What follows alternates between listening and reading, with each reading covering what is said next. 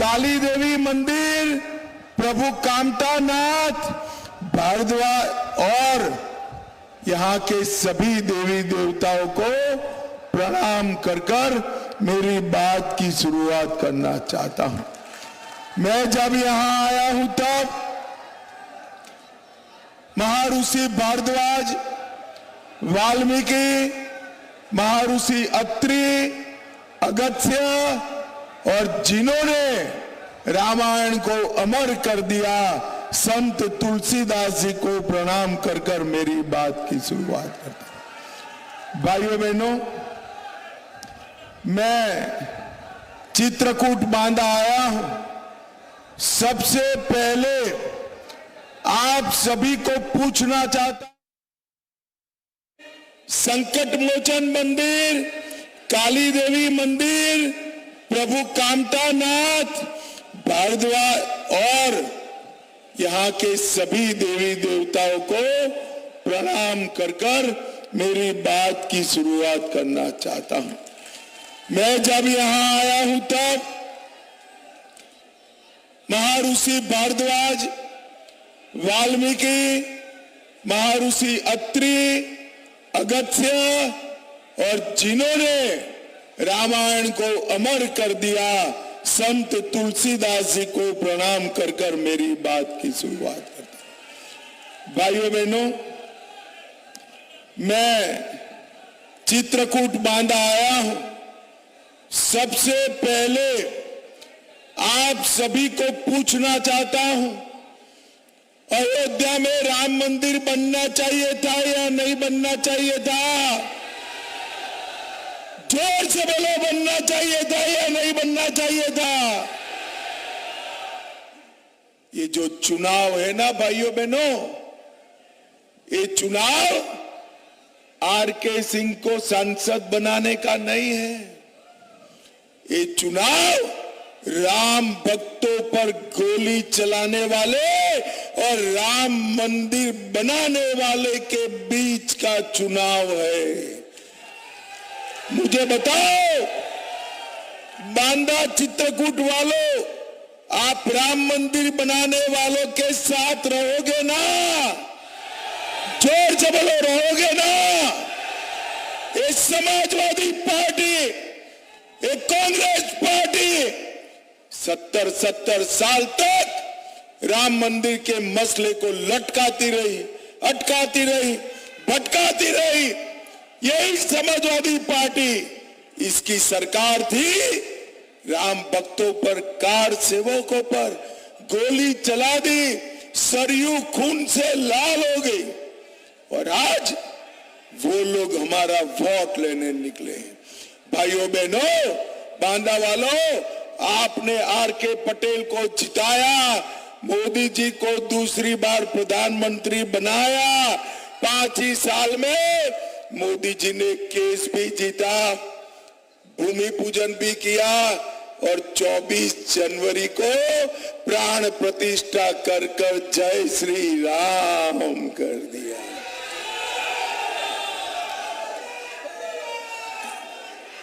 और ये बांदा के युवा जोर जोर से राम के नारे लगा रहे हैं। मैं आपको कहने आया हूं, राम के प्राण प्रतिष्ठा महोत्सव में न केवल बांदा, न केवल चित्रकूट, न केवल उत्तर प्रदेश, पूरी दुनिया राम महोत्सव में डूबी हुई थी। उस वक्त अखिलेश बाबू, डिंपल भाभी, राहुल बाबा, सोनिया जी, ये सबको निमंत्रण भेजा था, मगर वो नहीं गए। राम मंदिर की प्राण प्रतिष्ठा में नहीं गए। क्यों नहीं गए मालूम है आपको? बांदा वालों, मालूम है? मालूम नहीं है? मैं बता दूं? बताओ। वो इसलिए नहीं गए कि वो अपनी वोट बैंक से डरते हैं। उनकी वोट बैंक आप नहीं हो। ये भगवा समंदर मेरे सामने बैठा है ना, वो उसकी वोट बैंक नहीं है।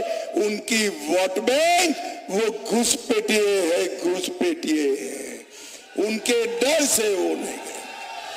मुझे बताओ, जो रामलला की प्राण प्रतिष्ठा में न जाए, चित्रकूट बांधा वाले उनके साथ रह सकते हैं क्या? जोर से बोलो, रह सकते हैं क्या?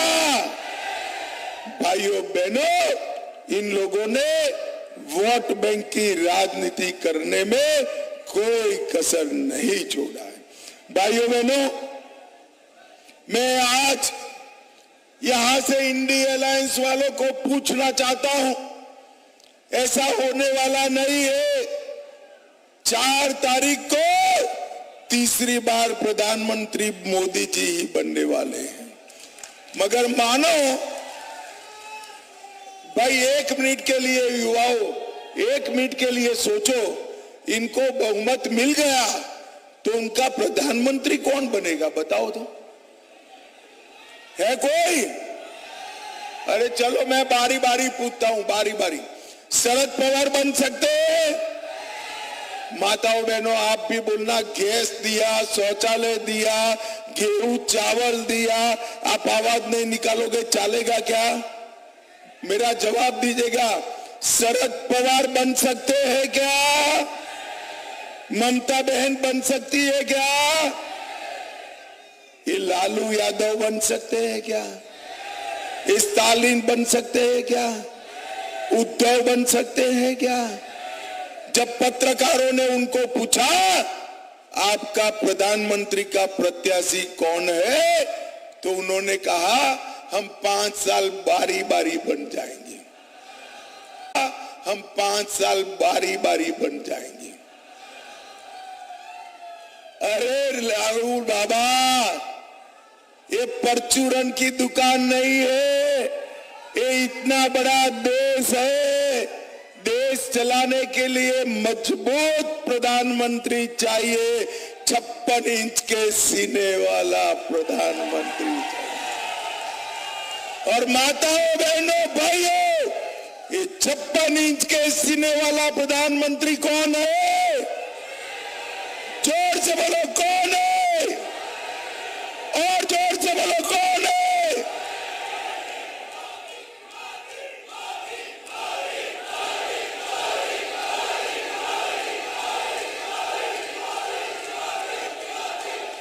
ये अभी जो लड़के, माताएं बहनें मोदी मोदी की आवाज कर रही है, नारे लगा रहे हैं, मैं पूर्व जाऊं, पश्चिम जाऊं, उत्तर जाऊं, दक्षिण जाऊं, हर जगह मोदी मोदी के नारे लगते हैं, मोदी मोदी के नारे लगते। इसका कारण है, इसका कारण है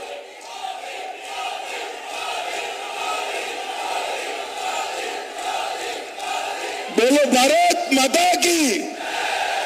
इसका एक कारण है कि मोदी जी ने ये माताओं बहनों को विधानसभा और लोकसभा में 33% आरक्षण दिया है। भाई आरक्षण दिया है। ये आर.के. सिंह अभी सांसद बन गए, अगली बार हो सकता है आप में से कोई माता बहन यहाँ खड़ी हो सांसद के प्रत्याशी के रूप। भाइयों बहनों, मोदी जी ने देश को समृद्ध किया है। नरेंद्र मोदी जी ने हमारे अर्थतंत्र को 11वें नंबर से तीसरे नंबर पर ले जाने का काम किया है। और नरेंद्र मोदी जी ने हमारे देश को सुरक्षित करने का काम नरेंद्र मोदी ने किया है। 2004 से 14 तक 10 साल तक सोनिया मनमोहन की सरकार थी। आए दिन देश में पाकिस्तान से ये आलिया मालिया जमालिया घुस जाते थे, बम धमाके करते थे, मगर कोई कुछ नहीं करता था। मोदी जी प्रधानमंत्री बने। भाई आप लोग बैठ जाओ जरा, मीडिया वालों प्लीज बैठ जाइए। मीडिया वाले सेट कर कर बैठ जाए जरा। अरे बैठ रहे भैया, सुनो। मोदी जी प्रधानमंत्री बने, उरी और पुलवामा में हमला हुआ, 10 ही दिन में सर्जिकल स्ट्राइक और एयर स्ट्राइक कर पाकिस्तान के घर में घुसकर उनका सफाया करने का काम नरेंद्र मोदी जी ने किया। नरेंद्र मोदी। भाइयों बहनों बांदा वालों, मुझे बताओ, ये पाकिस्तान जो है हमारा है, पाकिस्तान ऑक्यूपाई कश्मीर हमारा है या नहीं? जोर से बोलो, है या नहीं है? ये कांग्रेस के नेता मणिशंकर अय्यर कहते हैं पाकिस्तान के पास एटम बम है, पीओके को मत मांगो। अरे मणिशंकर अय्यर, हम तो भाजपा वाले हैं, डरना नहीं जानते भाई। आपको डरना है तो डरो। आज मैं बांदा वालों के सामने बताकर जाता हूं, पाक ऑक्यूपाई कश्मीर भारत का है, रहेगा और हम उसको प्राप्त कर रहेंगे।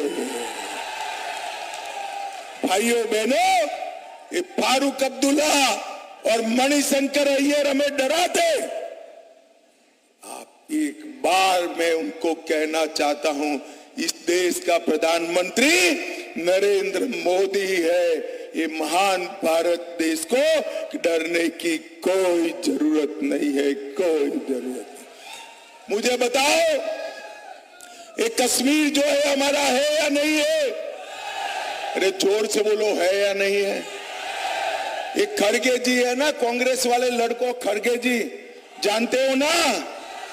अब वो कहते हैं कि राजस्थान और यूपी वालों का, बुंदेलखंड वालों का कश्मीर से क्या लेना देना है?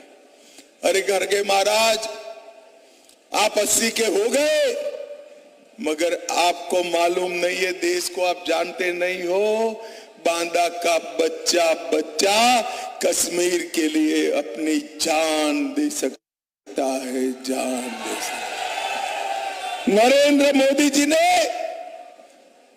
कश्मीर से धारा 370 को समाप्त कर, आतंकवाद और नक्सलवाद से देश को मुक्त करने का काम नरेंद्र मोदी ने किया।